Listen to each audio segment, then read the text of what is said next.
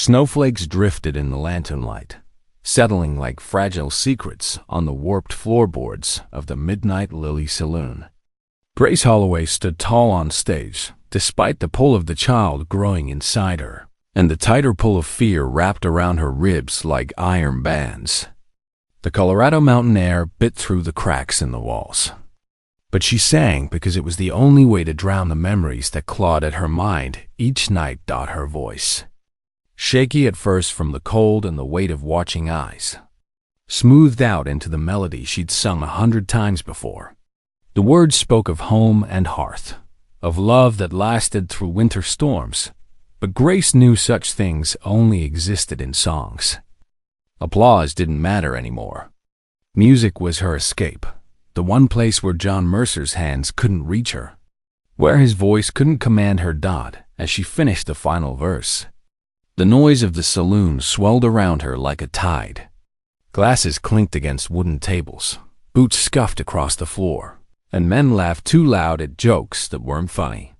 She stepped off the makeshift stage, her heart pounding against her ribs, when a glass shattered nearby. The sharp crack made Grace flinch, and cruel laughter followed the sound. Careless and cunning. John Mercer leaned against the bar, watching her with eyes that held no warmth, only the cold satisfaction of ownership. He was broad-shouldered and imposing in his sheriff's coat, the badge on his chest dulled by dust and whiskey stains. His stare followed her every movement, measuring, calculating, reminding her that she belonged to him whether she wanted to or not. "Drink for your courage, sweetheart," he called across the room, sliding a glass of amber liquid across the table toward her. His voice carried the authority of his badge and the threat that came with it. "Show everyone you're still mine." Grace's throat went dry. The baby inside her seemed to shift, as if sensing the danger that hung in the air like smoke. She looked at the glass, then back at John's face, seeing the challenge there, the expectation that she would obey without question as she always had before. "No," she said, her voice barely audible above the saloon's din. John's smile thinned to a razor's edge. The conversations around them began to fade as heads turned to watch. "That ain't how this works, Grace," he said, his tone dropping to something dark and dangerous. She turned away, her hands instinctively moving to protect her belly, but she could feel him behind her before she heard his boots on the floor. The room seemed to hold its breath, waiting for what everyone knew was coming. "You don't get to say no," he hissed, his fingers closing around her arm like a vice. Pain flared up her shoulder as he yanked her back toward him. She stumbled, trying to pull free, and fell hard into a table. The sharp edge caught her cheek, and blood filled her mouth with the taste of copper and fear. The room spun around her, faces blurring together. And then everything vanished into darkness as her body gave up the fight it had been losing for months. Part 2. The kindness of strangers when Grace came to. She lay on a thin mattress in a darkened back room of the saloon. Snow tapped against the single window like skeletal fingers, and her cheek throbbed with each heartbeat. Her hand moved instinctively to her belly, and relief flooded through her when she felt the gentle movement beneath her palm. "Still alive. Still fighting," a soft voice whispered beside her in the dim light. "Grace, you with me?" She turned her head, wincing at the pain, to see Mabel kneeling beside the makeshift bed. The old cook from the saloon had a face worn by years of hard work and harder choices, but her eyes blazed with a fierce protectiveness that surprised Grace. "You can't stay," Mabel said without preamble. "Not after what he did tonight. Not with that baby coming." Her voice carried the weight of experience, of other women who hadn't been fast enough or smart enough to escape. "I've got nowhere to go," Grace whispered, her voice cracking like ice on a warm day. The truth of it sat heavy in her chest. No family, no money, no friends who would risk John Mercer's wrath by helping her. "Anywhere is somewhere," Mabel replied, pressing a small handful of coins into Grace's palm. The metal was warm from the older woman's touch. "I've got my old shawl by the door, and I'll walk you out the back way." Grace tried to sit up, but her body betrayed her, and she faltered. Mabel caught her with surprising strength, her work-hardened hands steady and sure. "Where can I go?" Grace asked, desperation creeping into her voice like winter wind under a door. Mabel's eyes grew thoughtful. "There's a man named Silas Boone. Keeps to himself, runs a horse ranch halfway up the mountain trail. Word is, he doesn't ask questions, and he's got no love for men who hurt women." She paused, studying Grace's face. "It's a hard walk in this weather, but it's better than staying here." "Now," Mabel said firmly, "before he sobers up enough to come looking." They left through the kitchen door, snow slapping their faces like icy palms. Grace wore Mabel's heavy shawl wrapped tight around her shoulders, but her boots were too thin for the deep snow that crunched beneath their feet. Mabel led her through back alleys where the shadows hid them from prying eyes, then into the woods where the silence felt louder than any saloon crowd. Grace stumbled often, leaning heavily on Mabel's arm as her breath came in ragged gasps. The baby seemed to press against her ribs, making each step a struggle. Wind howled through the pine trees like the voices of lost souls. And more than once, Grace wondered if she would freeze to death before they reached safety, after what felt like hours of trudging through knee-deep snow. A faint light appeared ahead through the trees. Mabel pointed toward a tall structure silhouetted against the white landscape. "That's his barn," she said. "I'll wait here and watch until you're inside safe." Grace stared at the building with its warm light spilling through cracks in the weathered wood. It looked solid, permanent, like something that could withstand any storm. As she watched, the barn door opened, and a man stepped out into the snow. Part 3. The mountain man Silas Boone was tall and built like the mountains that rose behind him, solid and unmovable. He wore a thick coat dusted with snow, and his hat cast shadows over eyes that seemed to take in everything without judgment. When he saw Grace standing at the edge of his property, trembling and clutching her belly, he didn't speak. He simply waited, as if he understood that wounded creatures needed time to decide whether to trust. Grace felt her body curl inward, every instinct telling her to run. Men meant pain, meant the man she couldn't meet, meant hands that took without asking. But exhaustion weighed her down like chains, and the baby inside her needed warmth more than her fear needed feeding. "Don't touch me," she whispered, the words barely carrying across the space between them. "I'm broken." Silas didn't flinch at her words or take offense at her fear. Instead, his voice came low and quiet, like it belonged to the wind itself. "Then let me care for the pieces." He turned and opened the barn door wider, stepping back to give her room to choose. The gesture was small, but it meant everything. He wasn't taking control or making demands. He was offering shelter and letting her decide whether to accept it. Inside, the barn smelled of hay and horses, leather and pine. Warmth from a pot-bellied stove glowed in one corner, casting dancing shadows on the walls. Silas pointed to a small stall that had been cleaned and lined with fresh straw. Blankets folded neatly at one end, without a word. He brought her a cup of water and a chunk of bread, setting them within reach before turning his attention to stoking the fire. Grace sat carefully on the makeshift bed, every muscle taut with the expectation of pain that never came. She watched him work, noting how his movements were deliberate and calm, never sudden or threatening. "Why are you helping me?" she whispered when the silence stretched too long. He paused in his work, considering her question with the seriousness it deserved. When he spoke, his words were simple and honest. "Because everyone deserves a safe place to rest." That night, Grace lay on the straw mattress with the baby shifting beneath her ribs and her breath, slowly matching the rhythm of the crackling stove. For the first time in months, no voice barked commands at her, no fists threatened violence. no fear clawed at her throat. There was only snow falling outside, firelight dancing on wooden walls, and the deep silence of safety as sleep began to take her. She whispered to herself in the darkness, testing the words like a prayer. Maybe I'm not broken. Maybe I'm just bruised.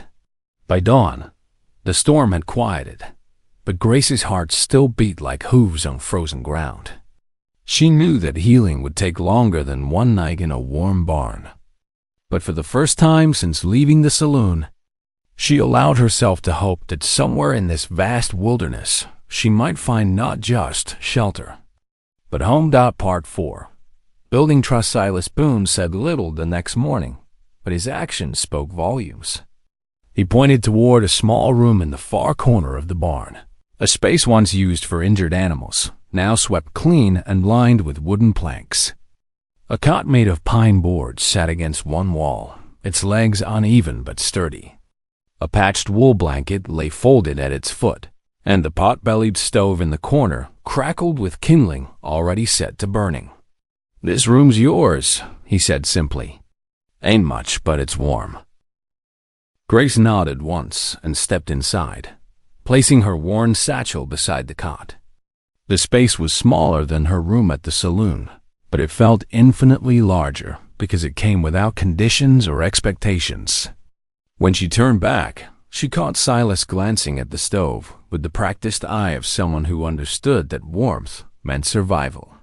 "I'll bring more wood by evening," he added, then walked away without waiting for thanks or explanation. Over the following days, small gestures stitched a quiet rhythm between them. He repaired the broken latch on their door without being asked. Fresh towels appeared outside her room each morning, and boiled water sat ready by the wash basin before she woke. He never spoke of these kindnesses, never knocked to announce them. Simply did what needed doing and moved on. At night, when the wind howled through the mountain passes and Grace lay awake clutching her belly against the baby's restless movements, she could hear Silas moving about the barn. He checked on the horses, stoked the fire, and maintained the steady rhythm of care that kept the cold at bay. Just knowing he was there, not watching or waiting but simply present, helped the room feel less like a hiding place and more like a refuge. Still, the ghosts of her past lingered in every shadow. Memories returned like echoes off canyon walls, bringing back the golden lights of the saloon stage, her voice drifting in harmony with piano keys, the brief thrill of applause from men who saw her as entertainment rather than person. Then came the darker memories, John's fingers tight around her wrist, his voice slurring threats into her ear, his rage erupting the moment she dared to refuse him. Every creak of wood made her flinch. Every silhouette in the lamplight sent her heart racing. The fear needed no words. It clung to her movements and lived behind her eyes, where Silas could see it but never intrude upon it. Instead, his hands worked in the quiet language of care. He mended the broken strap on her boot and left it by her door. He patched the torn elbow of her coat and brushed snow from her window ledge each morning. Once she found a wool scarf folded beside her pillow. Not new but warm, smelling faintly of cedar and honest work. One night when sleep refused to come, pain coiled through her belly in waves, not dangerous, but deep enough to steal her breath and remind her that the baby would come whether she was ready or not. She pressed her hands to her sides and sat up, teeth clenched against both the discomfort and the cold. A creak on the wooden floor announced Silas's presence. He stood in her doorway, holding a folded quilt and a tin plate, careful not to cross the threshold without permission. He didn't speak, just stepped inside slowly and set the quilt at the edge of her bed. Beside it, he placed a plate of dry bread and a small cup of milk that steamed gently in the cold air. She watched him work, noting how he met her eyes only once, briefly, in the orange glow of the stove. His gaze held no questions, no assumptions, no weight of expectation, just a quiet offering freely given. "You always take care of people like this?" Grace asked, her voice barely above a whisper. "No," he replied, his hands already reaching for the door. "Just horses, and sometimes folks who've been ridden too hard." Her breath caught, not from fear this time, but from something quieter and more unexpected, the recognition that someone saw her pain without trying to fix it, acknowledged her wounds without demanding explanations. After he left, Grace stared at the food and the blanket. Her hands trembled as she lifted the warm cup to her lips. It was the first drink she'd had in weeks that came without cost or condition attached. As she sipped, something inside her that had been wound tight with fear and fury began to unwind. Just a little. That night, wrapped in the quilt Silas had brought and the scarf that smelled of cedar, Grace lay under the dancing shadows on the ceiling and did something she hadn't done since fleeing John. Mercer's fists, she closed her eyes without trembling and let herself rest. Part 5. New Life in the Storm. Storm returned the night Grace went into labor, as if the mountains themselves were marking the moment with their fierce attention. Snow fell thick and heavy outside the barn, covering the ground like a vast white quilt. The air turned brittle, and clouds hung low over the ridgeline, pressing down on the world with the weight of winter's full fury. Inside the stable, everything had been peaceful until the pain came. It began as a tightness in Grace's back, a low ache that spread through her spine like fire through dry wood. By the time the flames in her stove burned low, her breath came in sharp gasps and her hands clutched the rough pine frame of her cot. She tried to muffle her cries, biting down on the wool blanket Silas had given her. The last thing she wanted was to wake him, to need anyone, to prove once again that she was nothing but trouble and burden. But pain had its own voice, and it refused to be silenced. She didn't know how long she had been struggling when his boots sounded on the wood outside her door. He knocked once gently, his voice calm and steady. "You need help?" Grace couldn't speak through the waves of agony, could only nod as tears streamed down her face. The door opened and Silas stepped inside, followed by a second figure that made Grace's eyes widen despite her pain.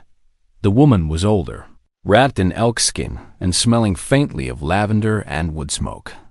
Her hair hung in two thick braids, silver threading through the black like starlight. Her presence filled the small room with a competence that spoke of decades spent bringing life into the world. "This is Nana," Silas said simply. "She's delivered more babies than there are snowflakes." Grace could hardly focus through the mounting pressure, but she clutched her belly and nodded. Silas didn't linger where he wasn't needed. He brought towels, boiled water, and kept the fire burning bright. When Nana asked for something, he fetched it without question. When she needed space to work, he stepped back but remained close enough to help. Hours passed in a blur of pain and effort.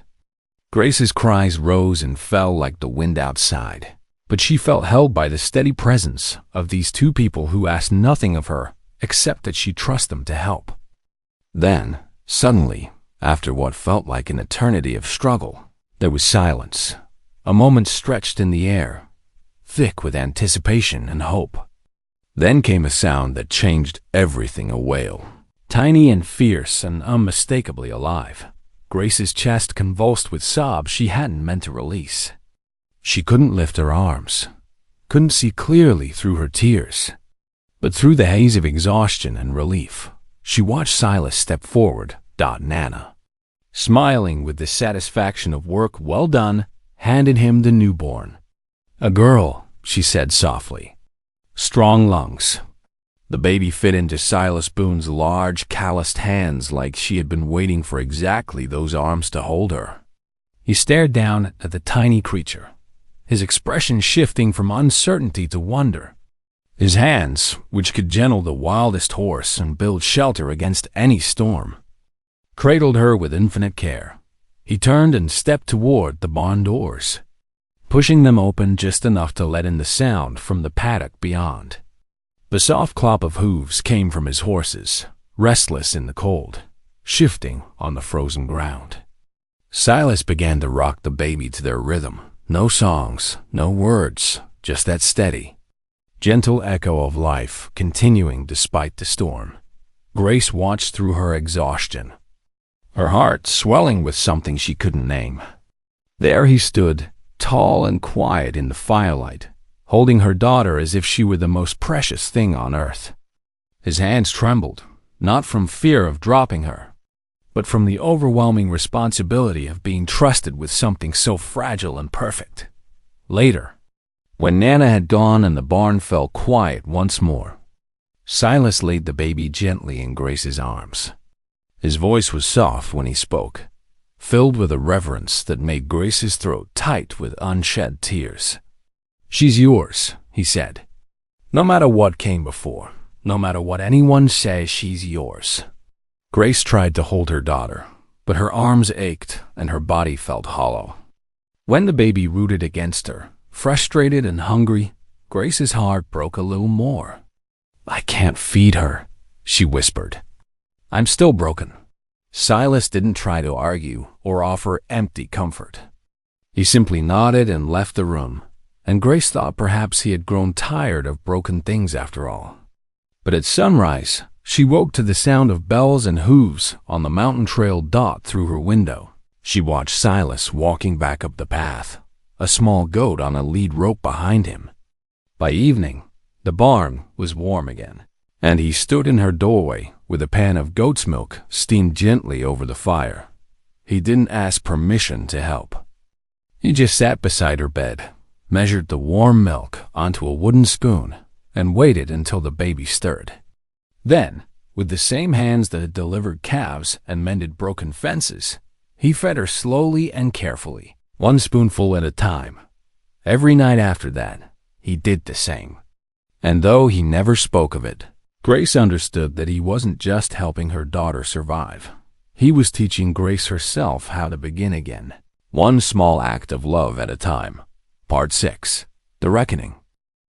The snow had begun to melt, leaving patches of dark earth around the barn and filling the air with the distant scent of pine sap and new growth.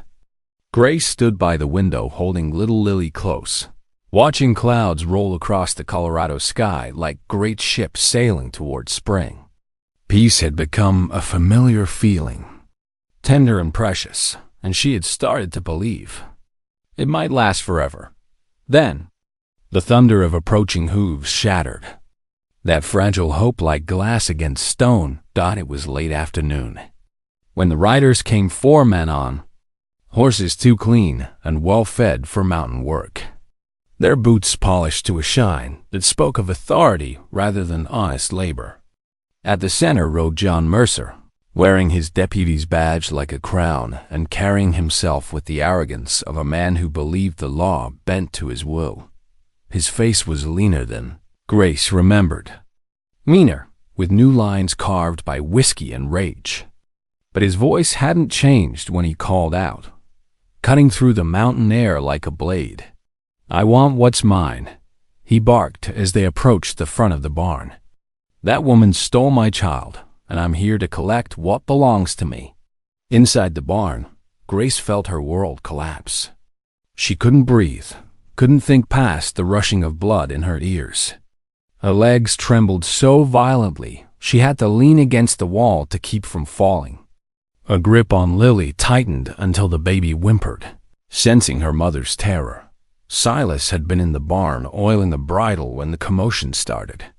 At the first sound of John's voice, he set down his work and stepped outside, his movements deliberate and calm. His eyes swept over the mounted men, taking their measure, the force settling on John's face with the steady attention of someone who had seen bullies before and found them wanting. He didn't reach for the rifle that hung above the barn door. He didn't raise his voice or issue threats. Instead, he walked across the yard with the unhurried confidence of a man on his own land and stopped directly in front of the cabin. Then, with slow deliberation, he reached under the porch and pulled out a long wooden box plane, heavy and unmistakably a coffin. He set it upright in the melting snow and looked John square in the eye. "This," Silas said, His voice deep and steady as bedrock. Is what's left when there's no love. No respect, no care for what's precious. This isn't what I offer her, but it's where men end up when they forget what they're meant to be. A beat of silence passed, thick as mountain fog. John laughed, but there was no humor in the sound, only the brittle edge of a man trying to convince himself he wasn't afraid. That's supposed to scare me? He sneered. No, Silas replied without shifting his gaze. It's supposed to remind you. Inside the barn, Grace forced herself to stand, to move toward the door, despite every instinct screaming at her to hide. She didn't want to face John again, didn't want him to see her trembling and hollow with fear. But Lily stirred in her arms, and something shifted inside Grace's chest, a fierce protectiveness that burned brighter than terror. She opened the door and stepped into the cold mountain air. Snow crunched under her boots as she crossed the threshold, her coat flapping in the wind, her face pale but her jaw set with determination. She positioned herself behind Silas, close enough to feel protected but visible enough to be seen. John's expression twisted when he saw her, his mouth curling into the cruel smile she remembered too well. You ran like a whipped dog and took what wasn't yours to take. She's not a thing to be owned, Grace said quietly, surprised by the steadiness in her own voice. And I didn't steal her, I saved her. John started to dismount, his hand moving toward his gun, but Silas took a single step forward. He didn't speak or threaten, just positioned himself between John and Grace, like a mountain that had suddenly grown in the path of a storm. From the trees beyond the paddock, figures began to emerge. Mabel appeared first, her face set with grim determination, followed by Nana and 2 ranch hands from the neighboring spread.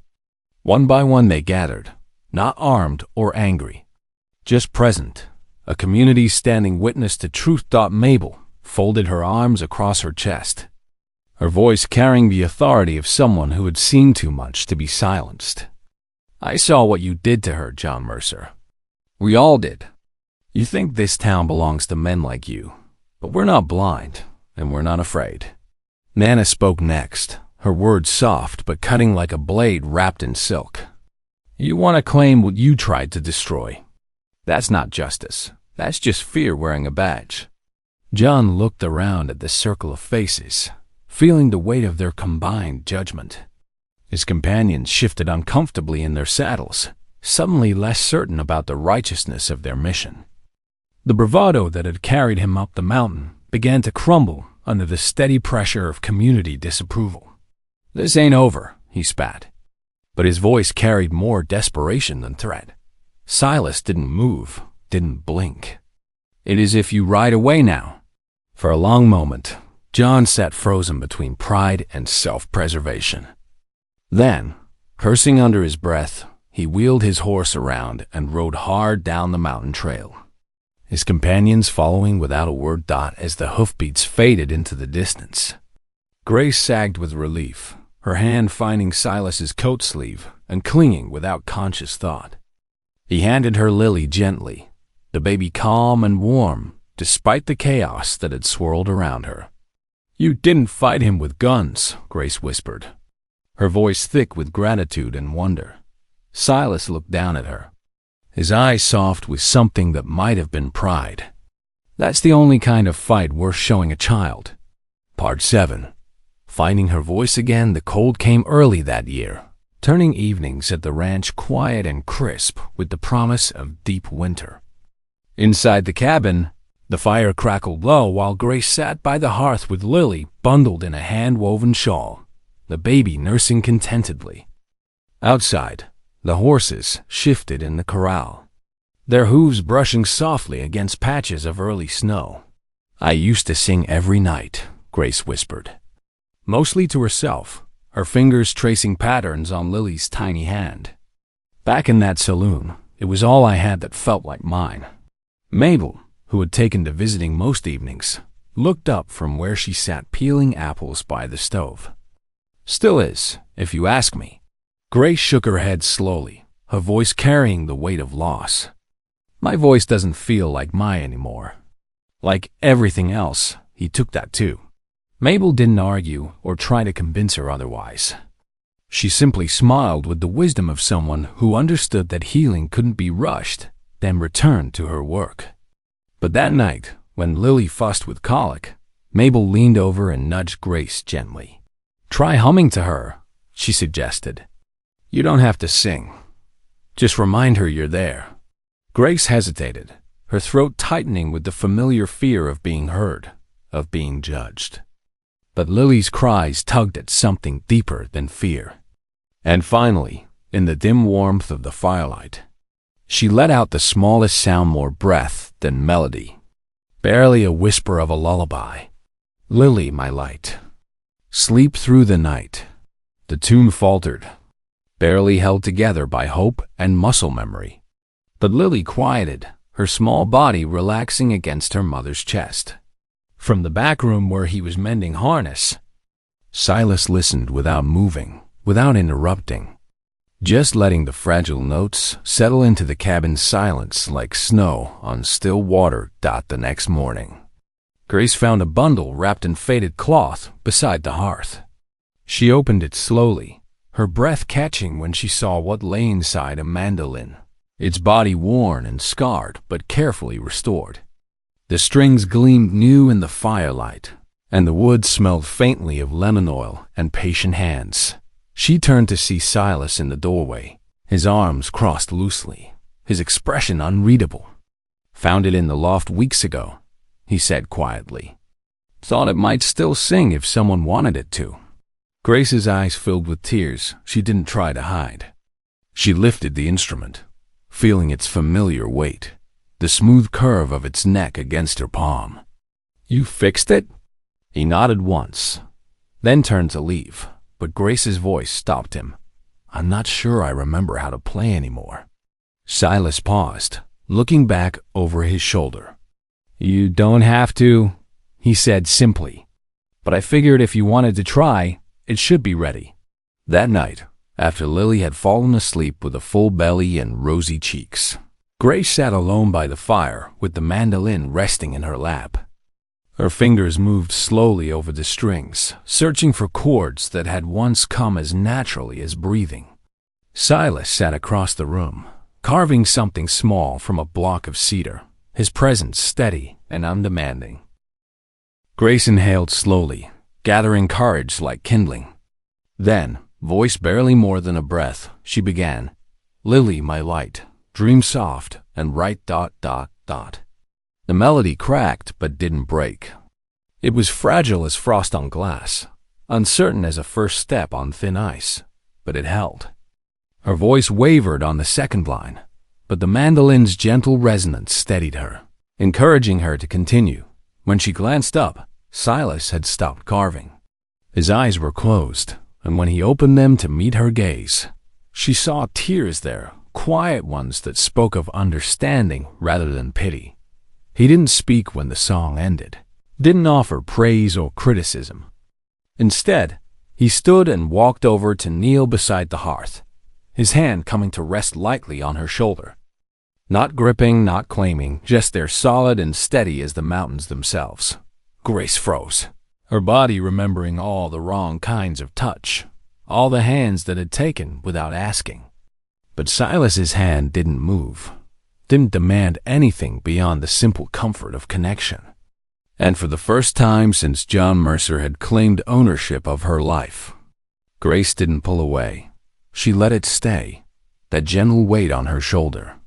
While she looked down at her sleeping daughter and played one more chord stronger this time, truer, like a voice remembering how to sing. Part 8. Home in the hard spring came slowly to the Colorado mountains. Melting snow revealing patches of brown earth and filling the air with the sound of running water. Grace stood at the kitchen window of the small cabin Silas had built adjoining the barn, watching Lily take her first wobbling steps across the wooden floor. The baby's delighted laughter filled the room like music, and Grace found herself smiling without conscious effort. The mandolin rested on the table nearby, its strings catching the morning light. Grace had been playing more often, her voice growing stronger with each passing day. Last week, she had sung for Mabel and Nana, her clear soprano weaving through the cabin like golden thread. They had listened with tears in their eyes, not from sadness, but from the joy of witnessing something beautiful return to life. "She's got your smile," Silas said from the doorway, his arms full of firewood. He set the logs beside the hearth and straightened, watching Lily chase dust motes in a shaft of sunlight. "And your stubbornness," Grace replied, earning one of his rare smiles in return. Over the months since, John's failed attempt to reclaim what he had never truly possessed. Life had settled into rhythms as natural as breathing. Silas rose before dawn to tend the horses. Grace prepared breakfast while Lily babbled in her wooden high chair. And evenings found them sitting by the fire while Grace played soft melodies that seemed to make even the wind outside grow quiet.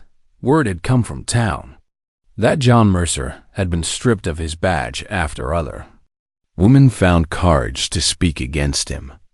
He had left Colorado entirely, some said, driven out by shame and the weight of a community's disapproval. Grace felt no satisfaction in his downfall, only a deep relief that other women might be spared what she had endured. "There's something I want to show you," Silas said, his voice carrying an unusual note of uncertainty. He reached into his shirt pocket and pulled out something small, holding it in his closed fist. "I've been working on this for a while." He opened his hand to reveal a ring carved from smooth ash wood, its surface polished to a warm glow. Inside the band, 3 tiny letters had been burned with careful precision. G.U.S. Grace, Lily, Silas. Grace's breath caught as she reached for the simple band, feeling its weight in her palm. It wasn't gold or adorned with precious stones, but it was beautiful in its honesty and the hours of patient work it represented. "It's not a demand," Silas said quietly, his eyes never leaving her face. "But it's all I have to offer and all I want you to have." Grace stood slowly, her heart beating strong and steady, not with fear this time, but with something deeper and more certain.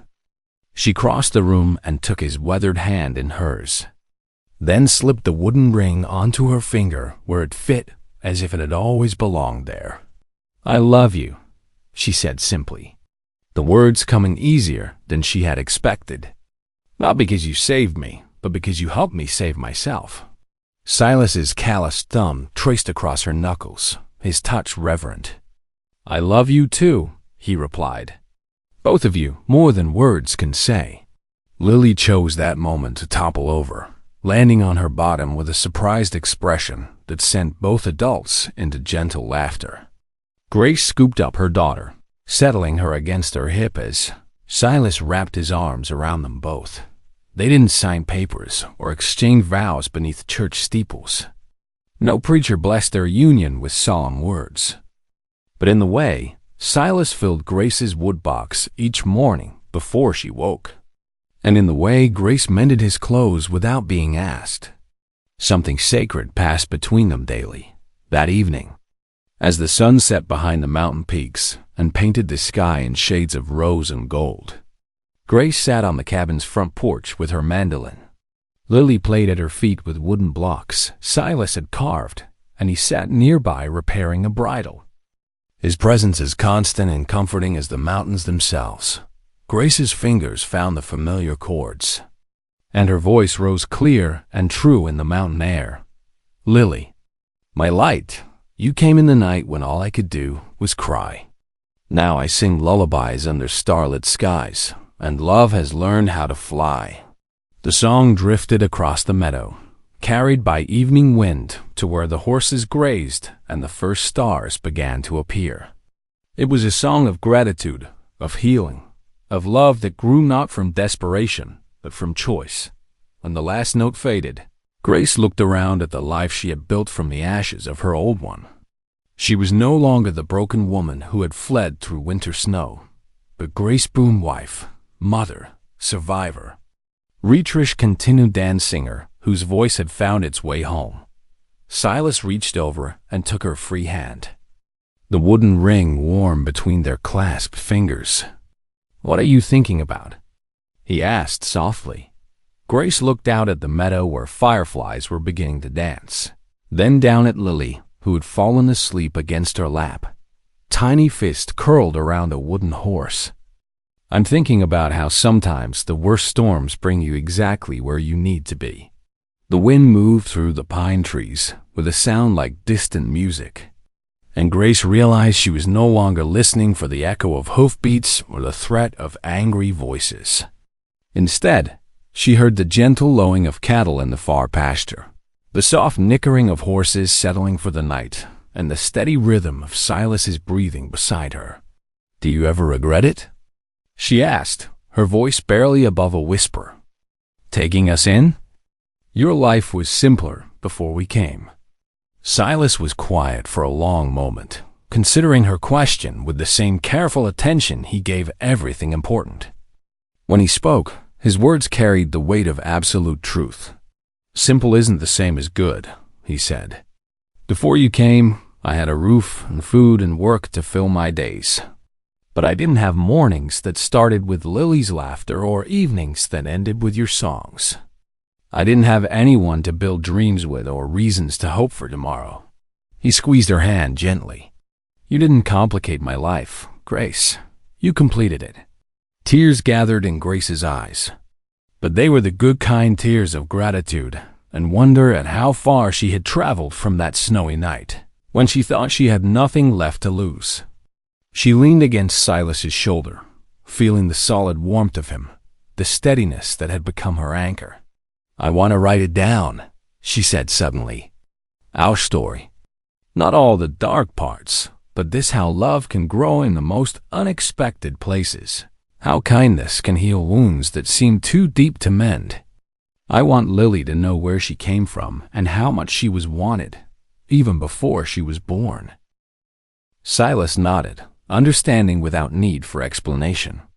"I'll teach you better letters if you want. We can work on it together in the evenings." As if summoned by their voices, Lily stirred and opened sleepy eyes, looking up at her mother with the trust that only children possess. Grace lifted her daughter, settling her against her shoulder, and began to hum softly, not the desperate songs of her saloon days, but a new melody that spoke of home and safety and love, that asked for nothing but gave everything. The stars came out fully as they sat there. Three souls who had found each other against all odds and built something beautiful from the wreckage of what came before.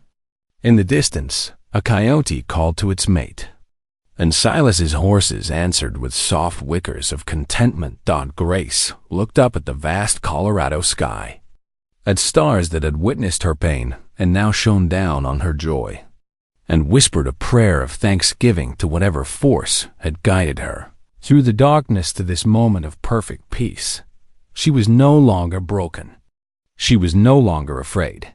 She was Grace Boone, beloved wife of a good man, devoted mother to a precious daughter, and keeper of songs that celebrated life instead of mourning its losses.